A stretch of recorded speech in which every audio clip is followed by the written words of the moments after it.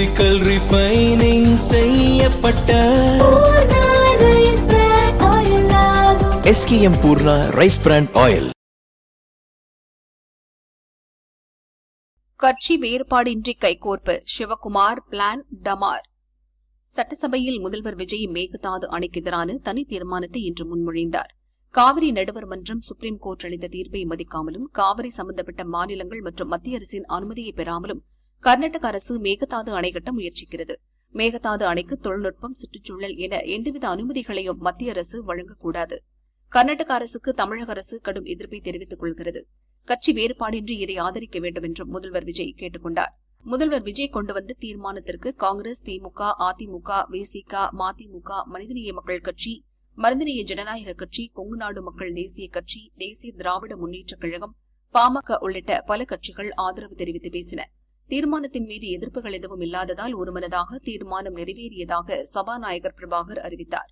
முன்னதாக நேற்று கர்நாடக முதல்வர் சிவகுமார் மேகதாது அணை திட்டம் தென் மாநிலங்களின் இதயம், இந்த திட்டத்தை நிறைவேற்ற தமிழகத்துடன் பேச தயார் என கூறியிருந்தார். இந்த சூழலில் தமிழகத்தில் காங்கிரஸ் உட்பட அனைத்து கட்சிகளும் எதிராக நிற்பது சிவகுமார் கனவை தகர்த்துள்ளது.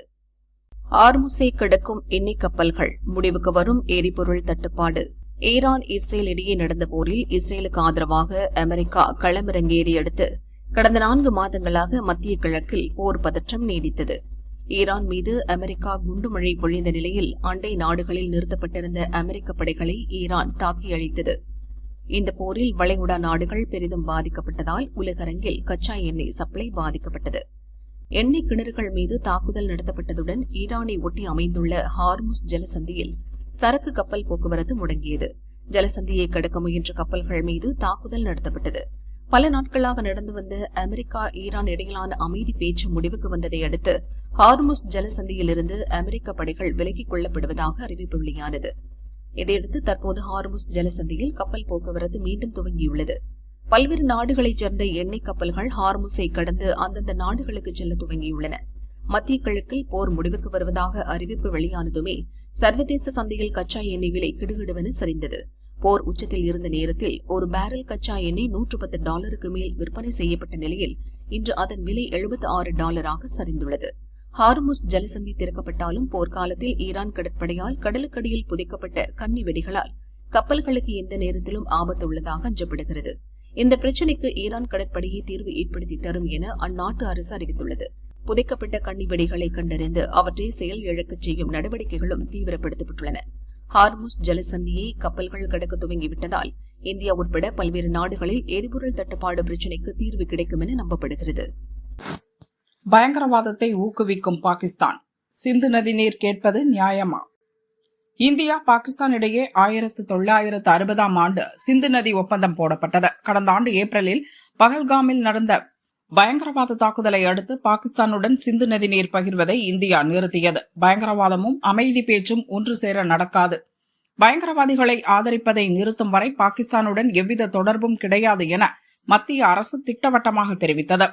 சிந்து நதி நீர் கிடைக்காத விரக்தியில் சர்வதேச நாடுகளிடையே இந்தியாவை பற்றி பாகிஸ்தான் பல்வேறு குற்றச்சாட்டுகளை அடுக்கி வருகிறது. நதிநீர் பங்கீடு விவகாரத்தில் இந்தியா ஒப்பந்தத்தை மீறி செயல்படுவதாக குற்றம் சாட்டி வருகிறது. இந்நிலையில் ஐக்கிய நாடுகள் சபையின் மனித உரிமைகள் கவுன்சில் 62வது கூட்டத்தொடரில் பாகிஸ்தானின் குற்றச்சாட்டுக்கு இந்தியா தக்க பதிலடி கொடுத்துள்ளது. சுவிட்சர்லாந்தின் ஜெனீவாவில் நடந்த கூட்டத்தில் இந்திய தூதர் அனுப்புமா சிங் பேசியதாவது: சிந்து நதிநீர் ஒப்பந்தம் குறித்த எங்கள் நிலைப்பாடு அனைவரும் அறிந்ததே.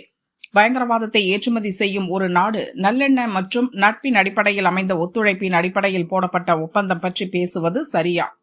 அந்த ஒப்பந்தத்தின் அடிப்படையில் சலுகைகளை எதிர்பார்ப்பதை ஏற்றுக்கொள்ள முடியாது. மேலும் சிந்து நதிநீர் ஒப்பந்தம் இப்போது காலாவதியாகிவிட்டது. இதை பாகிஸ்தான் மறுக்க முடியாது. இந்த உண்மையை அவர்கள் ஏற்றே ஆக வேண்டும்.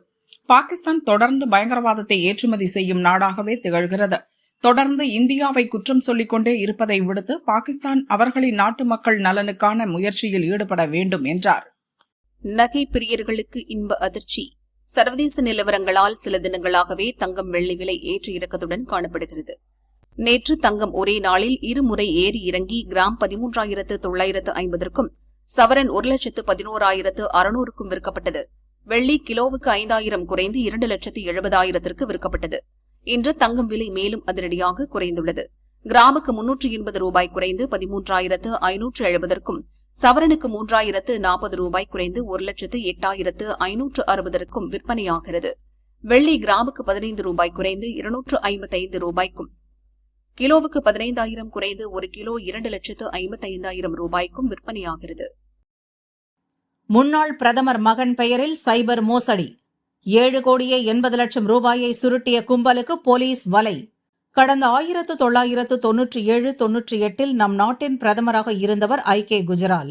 72 வயதாகும் அவரது மகன் நரேஷ் குஜரால் தில்லியில் தனியார் நிறுவனம் ஒன்றை நடத்தி வருகிறார். இவரது நிறுவனத்தின் நிதித்துறை ஊழியரை இணைய மோசடியில் ஈடுபடும் கும்பல் ஆன்லைனில் தொடர்பு கொண்டது.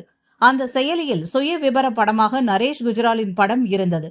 அவசர தொழில் தேவைக்காக குறிப்பிட்ட வங்கி கணக்குக்கு பணம் அனுப்புமாறு நரேஷ் குஜரால் அனுப்புவதைப் போல அந்த ஊழியருக்கு குறுஞ்செய்தி அனுப்பியுள்ளனர்.